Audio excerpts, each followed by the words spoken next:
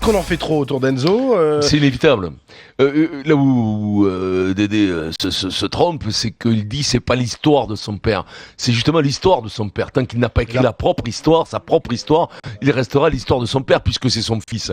Donc à partir de là, c'est inévitable que le fils du meilleur joueur du monde, du meilleur joueur français, champion du monde, marquant 2 buts en finale, étant champion d'Europe, enfin on connaît son palmarès qui est éblouissant, incroyable, qui en fait le joueur Zinedine Zidane, la référence dans le monde encore, au même titre que Pelé, au même titre que Maradona. Il fait partie de ce 5 d'élite qui, à travers le monde, à travers les générations, on s'en souviendra toute notre vie. Donc il fait partie encore de l'histoire de son père. Mais il va falloir qu'il écrive la sienne, et la sienne va être compliquée à écrire.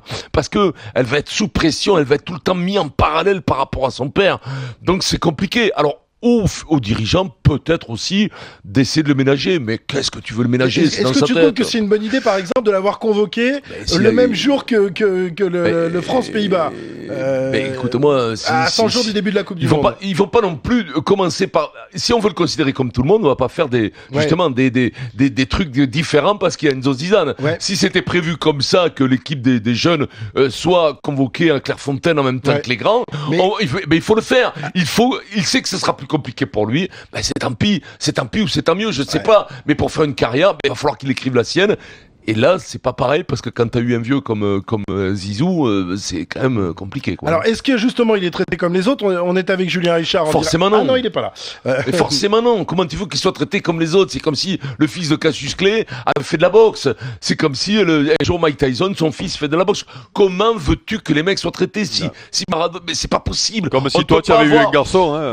Non, c'est pas pareil. C'est pas dans le Sud-Ouest peut-être, mais il aurait moins sous. Mais comme toi, Eric, oui, peut-être si jamais mon fils avait joué. Ça t'aurait plu?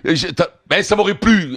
Est-ce que t'as le choix ou pas? Est-ce que le problème il est là? La question, c'est pas ça, c'est d'avoir un garçon. S'il réussit, ça te plaît. Si c'est une pipe, ça te plaît pas. Et voilà. Si c'est seigneur, bien entendu, t'en as vu, toi, les mecs étaient contents parce que le gamin il ramenait 2 en maths à l'école. Bon, mais s'il ramène 18 €. La déception de tes parents, peu cher, Vincent. Ça a dû être pour eux une déception. Un chemin de croix. Ça a été un chemin de croix.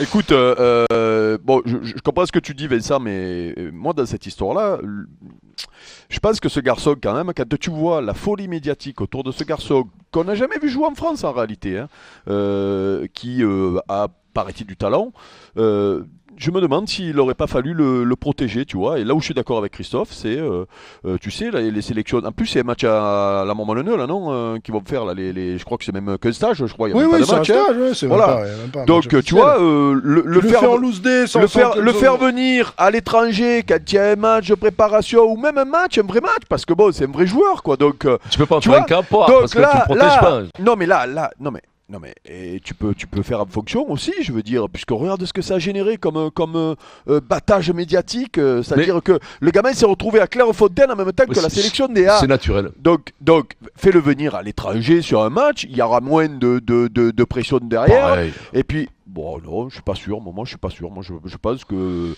ça aurait pu se faire un peu mieux pour le protéger, ce gamin. Alors après qu'il ait les bons côtés et les mauvais côtés d'être le fils de Zizou, oui, ça c'est comme ça. Mais avoir à un moment donné je veux pas dire l'intelligence, parce que peut-être qu'ils y ont pensé, qu'ils se sont dit non, c'est un joueur comme les autres, on le fait venir. Ouais, bon, mais voilà, peut-être que c'est un choix qui a été fait délibéré. Moi, je me pose la question, j'ai pas la réponse. Je me dis, est-ce qu'il aurait pas fallu le protéger, parce que là, tu racontes. Jamais tu pourras le protéger, Eric, c'est impossible. Au moins au début. Je roule sur le périph'. Tu vois, on me dit, j'arrive porte d'Orléans, il y a des stades de foot de partout, à toutes les portes.